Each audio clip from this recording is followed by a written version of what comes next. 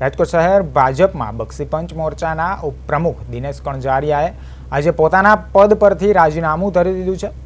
દિનેશ કણઝારિયાએ ભાજપના તમામ હોદ્દાઓ અને પ્રાથમિક સભ્યપદેથી રાજીનામું આપી પક્ષ સાથે છેડો ફાડ્યો છે। રાજીનામું આપતી વખતે તેમણે ગંભીર આક્ષેપો કર્યા હતા કે ભાજપમાં સત્તાવાર સમાજને અન્યાય થઈ રહ્યો છે। ચૂંટણીના માહોલ વચ્ચે સમાજને અન્યાય થતો હોવાના આરોપ સાથે ભાજપના મજબૂત ગણાતા નેતાએ પક્ષ છોડતા રાજકીય વર્તુળમાં ભારે ચર્ચાઓ જાગી છે।